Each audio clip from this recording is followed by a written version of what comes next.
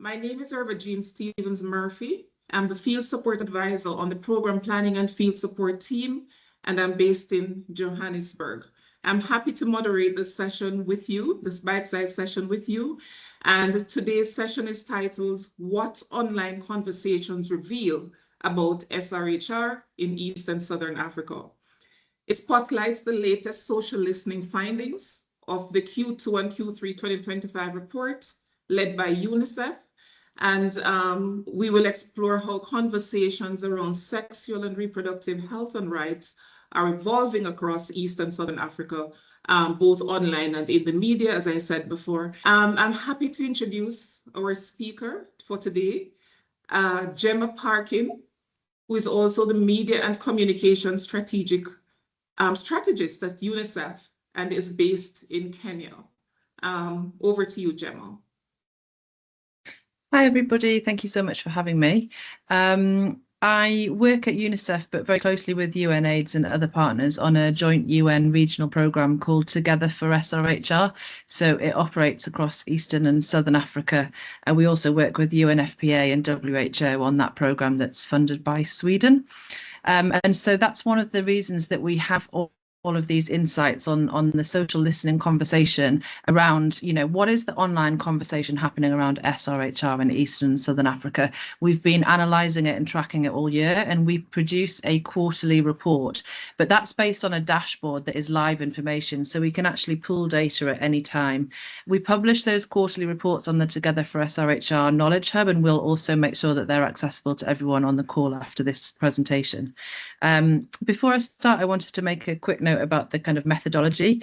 The research is based on social listening tools that pull information from Facebook, X and TikTok, lots of digital media outlets across Eastern and Southern Africa, and it's tracking 5 languages: English, Portuguese, French, Arabic and Swahili. And what I wanted to start with is a disclaimer to say that all of the information that you are going to see in this presentation and here is not UN opinion, it's not UNICEF analysis, it's not any data that we are presenting as our findings, our research, our opinion as the UN or as Together for SRHR or as UNICEF. In fact, it's just an unedited, unanalyzed example of what the conversation is online. So that's quite different to me presenting UNICEF findings, and I want to be really clear about that, because this is going to contain a lot of misinformation and disinformation and opinions of people that we might not agree with, because that is the nature of the internet. So I just wanted to start with that disclaimer.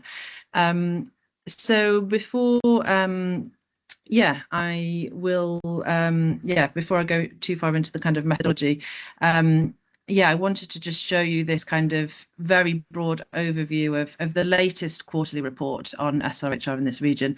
So there's lots of different ways in the dashboard that we can pull information, and one of my favorites is these word clouds, because actually you can click on every word within the word cloud when you're actually on the on the platform, and it'll take you to the kind of top performing, most engaging posts on all of these different issues. And so you'll be able to see what is causing reproductive health to be one of the most talked about issues in the last quarter.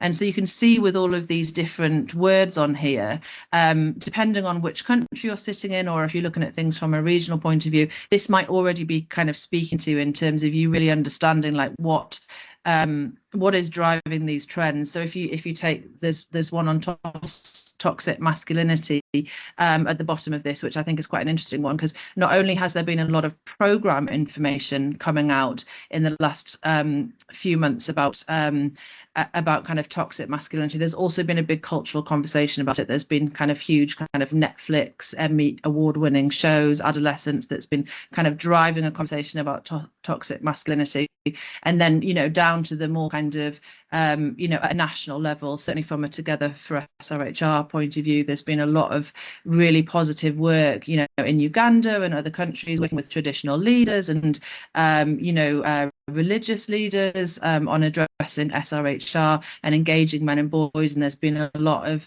really hard-hitting reports and campaigns on that have come out. So there's kind of, there's a few different ways that you can look at a lot of these trends, the data allows you to do that. It allows you to look at national data, regional data, and you can break it out according to gender and whatever it is that you're kind of looking for. So as every word cloud goes, you can kind of start to see which of the issues that are kind of dominating the conversation. Sexual abuse, you'll see, is one of the kind of dominant themes. GBV is always the part of SRHR that actually kind of leads the conversation and drives the most debate, and I'll come into a bit more detail about that in a moment. So just before I leave the kind of methodology section of this, it's important for you to be clear like what the objectives were of us doing this research. So I just thought I'd list the research questions, because this is what the report is trying to kind of answer. We wanted to know what trends and issues are the most and least visible online and in the media. What positive and negative narratives are emerging online. This is all relating to SRHR in Eastern and Southern Africa. What misconceptions and disinformation, what barriers are existing to promote the programme responses that we want to uphold? What is the tone, the language used to describe all the issues selected? What individuals and entities are shaping the debate? What are the major behavioural and communication risks and the opportunities to ask based on insights provided in the report? And lastly, what resources can be used to provide a response? So those were our research questions. In summary of the findings, I've just really looked at the last 2 quarters, so the last 6 months broadly. So the kind of good news is that youth-led change and survivor voices are absolutely gaining traction. So whether or not we want to kind of take partial credit for that, I'm not sure, but it's good news for our partners and our networks. At the same time, the challenge to that is that there's such a high level of institutional mistrust that most of the debate, frankly, is coming from those instances of sexual violence that is done by people with a duty of care. It's this institutional mistrust. Most of the conversation around SRHR is dominated by that. There's also a huge trend around traditional remedies being promoted relating to kind of HIV prevention, STI prevention, pregnancy prevention. All kinds of misinformation is continuing to pose a significant challenge to our work. So these are the three main trends that are coming out. And please bear in mind that I could cut this data tomorrow and it could look different because it's a live conversation. But the last time that we did this report, which was the 15th of October, this was these were the top trends. As I said, the main driver of conversation in SRHR in this region is sexual violence, and specifically the lack of access to justice. So there's been really high engagement on social media following horrific cases of rape and defilement across South Africa, Uganda, Zambia, Zimbabwe. It's not exclusive to that. Every country has this issue, but these have had really high profile cases with, the likes of, clergymen, musicians, footballers, really high profile cases. And that's what's caused this kind of national outcry. And then within that, you get these calls for legal reform and survivor support, understandably. The second big trend, which might be a bit more surprising to us, but it's good news for campaigners on menstrual health, is that a lot of those campaigns are getting great traction, and they're often led by young women themselves. And mental health is increasingly becoming part of the conversation around SRHR. So, you need to treat mind and body, together. And I think that we've been presenting that kind of evidence for a long time, and we've been trying to link, certainly kind of, HIV prevention with mental health because it affects treatment adherence. And that evidence is kind of coming through in the conversation, and it's always been there in the communities, of course. So these kind of narratives around, you know, dignity, male engagement, and policy and advocacy and emotional well-being have certainly come out with this kind of strong momentum in Uganda and Zambia and Kenya. But again, that you can cut this data kind of at a national level in more detail, and there'll be examples of them in every country that we're tracking. It's like 12 countries across the region. And then disease prevention is coming out strongly, as it always does, specifically STI and HIV prevention posts, promoting PrEP, condom use, and clinical education. But that said, traditional remedies are absolutely being discussed and shared online at a terrifying rate. When they're kind of unverified information, lots of misinformation and quite dangerous information, and the issue of funding cuts has also been a big concern this quarter and this last 6 months. So that's a very quick summary of the findings, and I'll go into a little bit more detail, which will hopefully shed some light on what this all means and how it can be used in our work. So I mentioned sexual violence as one of the big drivers of SRHR conversations, and you can see from this graph that actually the breakdown of the different elements of SRHR and how it's discussed online is coming from this crime and violence element, and that is basically sexual violence. It's these high-profile cases of rape and defilement. And what I wanted to say about that is that it's quite interesting. We've used this information to inform the way that we engage with media, for example, because what we've understood is that most, because we've done a lot of analysis of the media reporting as well as, you know, the social listening. It's because a lot of social media debate is coming from news, online news, links being shared, and the conversation follows that. And what we found was that the majority of reporting of sexual violence crimes is coming from the court. So actually, maybe that's because of media budgets around, you know, going to like the main courthouse in the main capital city and, you know, having a court reporter. They're reporting on the outcome of court cases. But as we know, there's only a tiny percentage of GBV cases even make it to court. And what it means that the voices in the reporting of these stories are, you know, maybe it's the judge, but it's quite often not the survivor, and it's quite often not the organizations that may have the solutions around prevention and response. So what we are then in response trying to do with that, you know, finding is to support media houses to be able to do more kind of feature-based reporting from local areas where they can actually, you know, speak to, you know, survivor supporting organizations and get more survivors' voices into the reporting around GBV. That's just an example of how this data can be used to impact programming. But yeah, this graph is really all about how GBV is the kind of biggest driver of the SRHR conversation, followed by mental health, menstrual health, HIV and AIDS diseases, and adolescent pregnancy is down there. So there's lots of different ways that you can kind of use these kind of graphs, but I just wanted to flag that the report that we produce, it actually contains lots of different specific examples of the campaigns and the social media posts that are kind of driving the most traction around that issue. So what is behind the lines on those graphs? Like, what is causing that to be the most talked about topic online? You know, with the example of the menstrual health campaigns, there were lots of different really interesting examples of menstrual health, the most top engaging posts. So for example, there was it's not actually this one that I've shown, but there was an example from Mary Stokes, Kenya, on TikTok, where they'd done a kind of fireside chat. It was called Girl Talk Interrupted, and it was actually girls telling funny stories about pads. We've all got one. I could tell you one if I had the time, but you know, there's this kind of normalization of like talking about periods, and it was kind of highlighted in a humorous way. Basically, they were telling funny stories, and that's why it got such huge engagement on TikTok.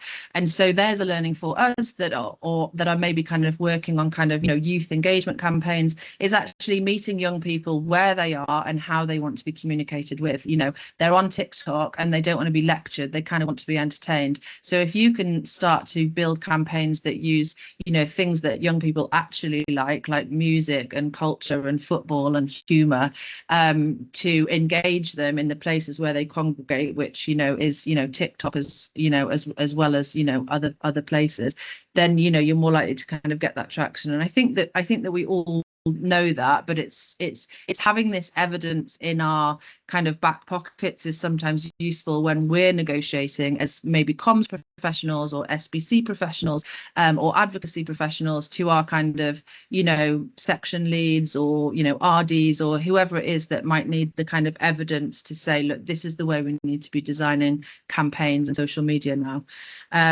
So if you'd have looked at this data a month ago in terms of the menstrual health side of things, one of the biggest words in the word cloud was about tax, because there was lots of campaigns going on about not having kind of tax on sanitary products.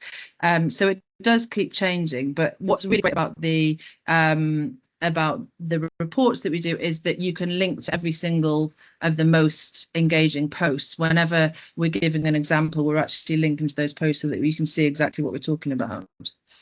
On the disease trend, which was the kind of third biggest trend of the last quarter, understandably, it's obviously been dominated by the HIV prevention conversation with the long-lasting injections. Specifically in Kenya, that's been like one of the biggest drivers of the conversations. And what the report shows is that actually youth champions are driving this conversation, specifically in Kenya and Uganda, but also elsewhere. So that can be quite useful, again, for kind of knowing whether what we're doing is working, because you guys might see a lot of your work in this report coming out, which is great.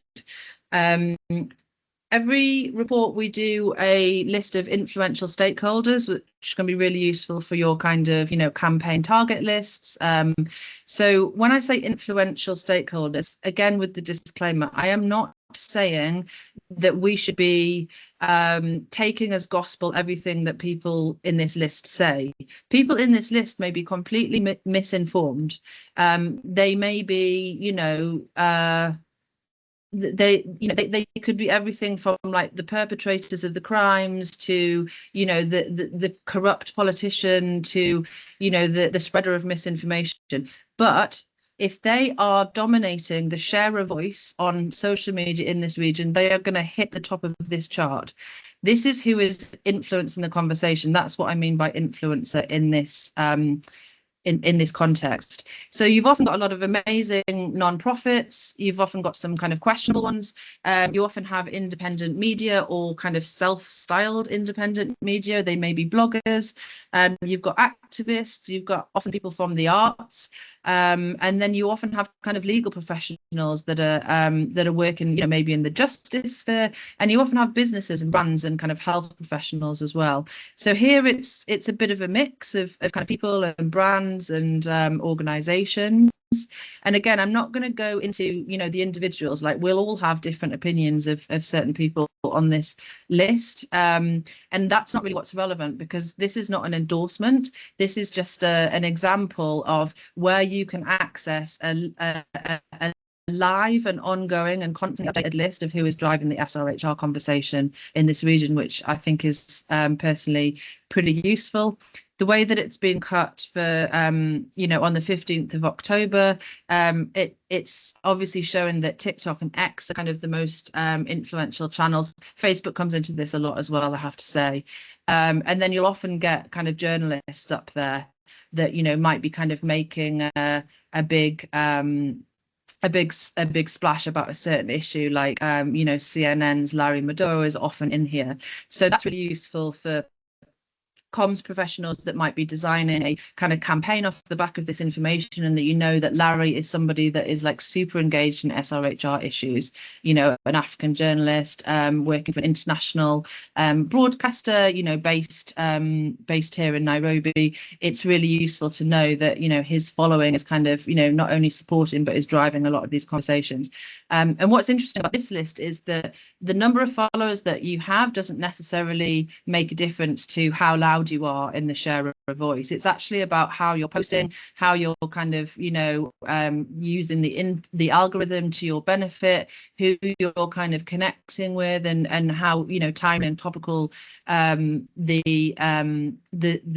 the information that you're sharing is according to kind of the debate. So, people that are kind of responding to breaking news are getting a lot of traction. So again, that's kind of a learning for us to try to be, a bit more reactive in our campaigning, really. If there's a breaking news incident of something that's completely relevant to our work, like that should be the time that we should be trying to get people to engage in talking about our solutions, not just when we choose because there happens to be a conference.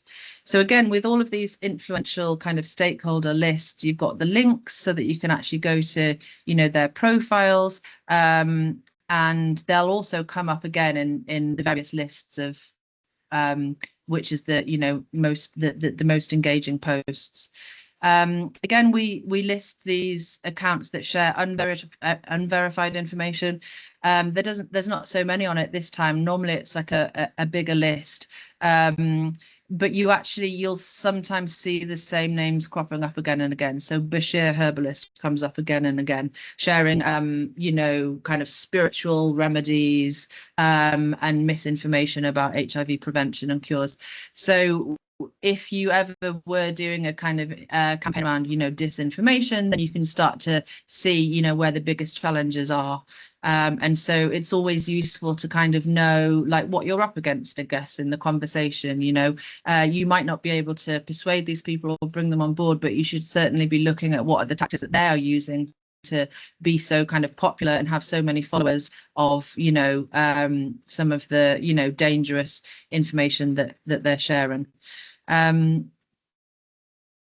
There's also there's also a part of the report that actually just outlines the positive narratives as well. And this can be a way of us actually cross-checking whether our campaigns are working. So in the last month or so, some of the positive narratives that were getting the most traction online were coming out of Burundi. So it was about, the 50th anniversary celebrations. There's specific campaigns mentioned here, as you can see, like the Vote for Girls Empowerment campaign in Uganda.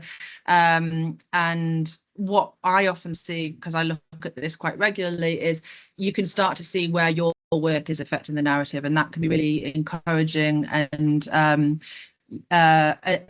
good for kind of reporting and learning and planning the kind of next phase of the programs.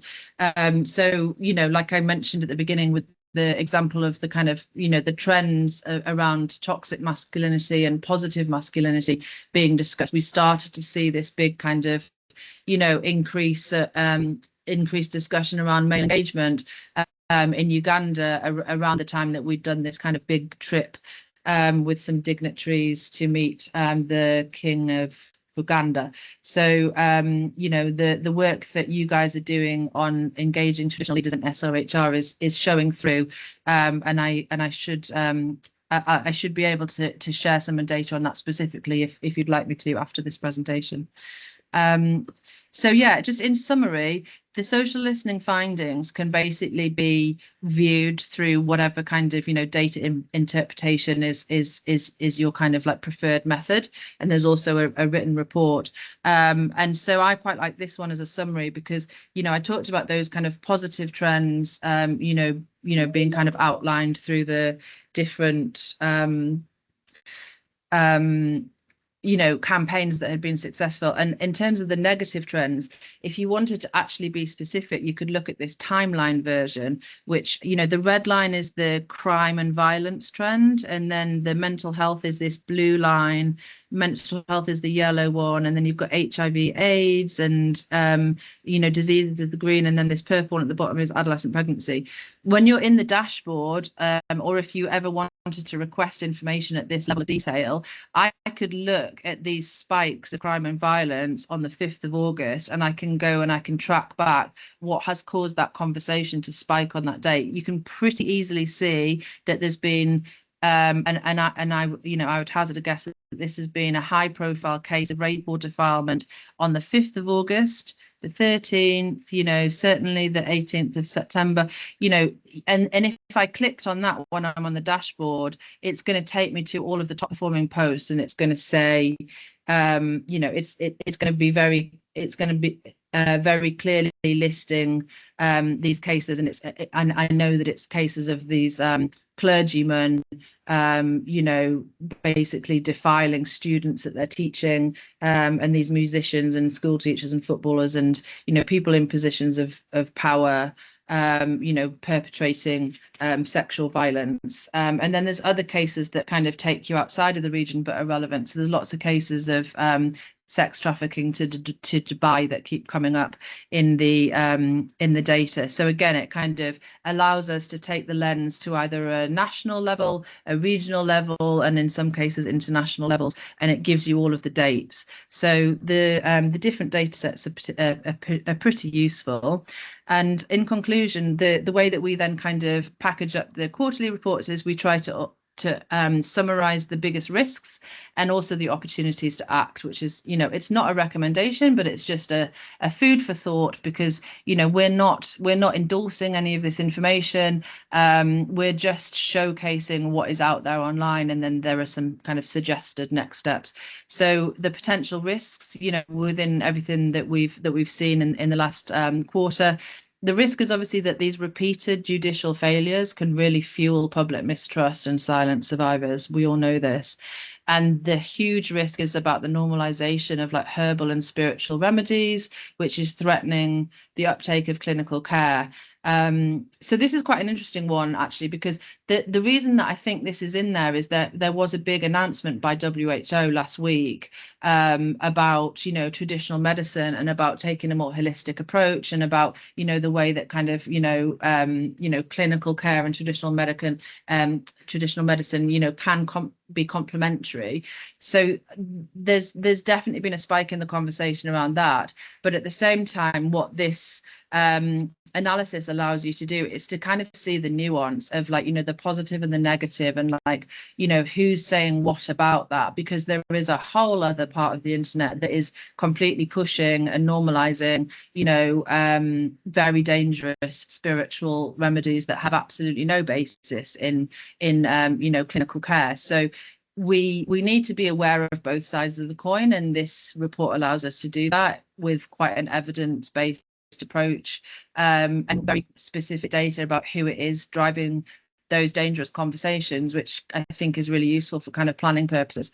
So the other risk is around, you know, mental health. Obviously, it's clearly still deprioritized within programs and messaging, even though it's clearly important to people online.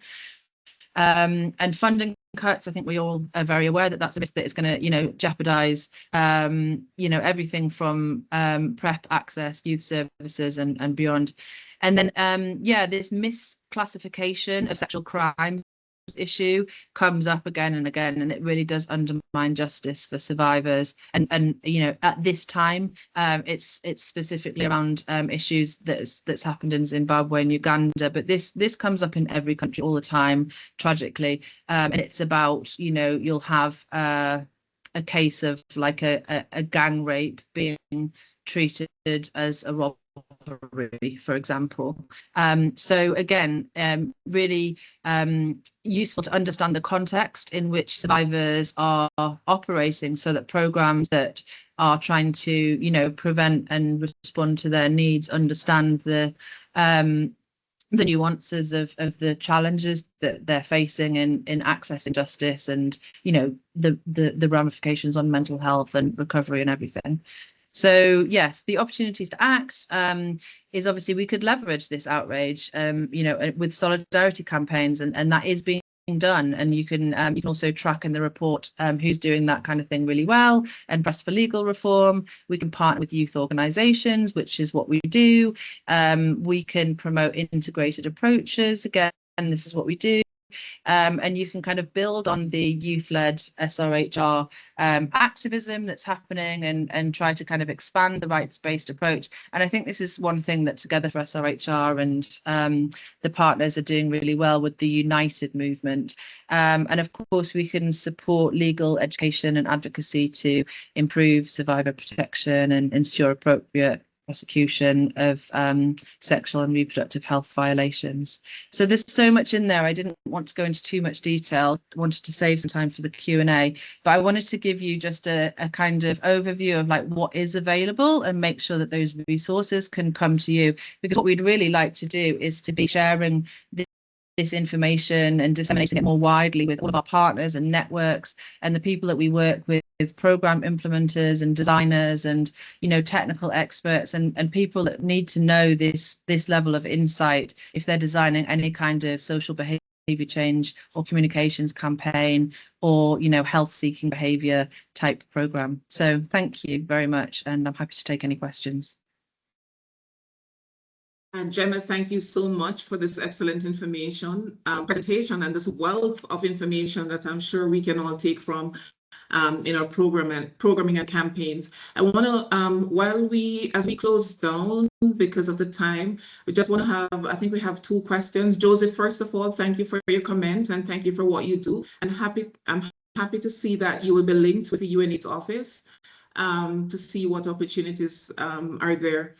I see 2 questions from Ingrid. Number 1, did you observe any differences in the patterns of conversations across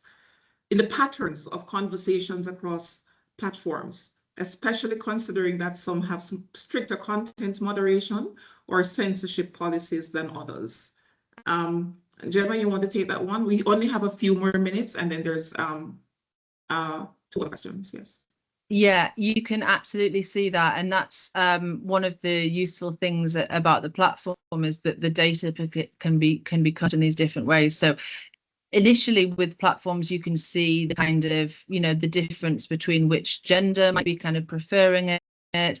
And you know which countries are kind of using it more. So you can see those differences. I mean, I could go into too much detail about what those differences are, but for sure there's a difference in what those platforms are kind of, you know, pushing on their algorithm, allowing on the platform, and the nature of the users and the demographic of the users themselves.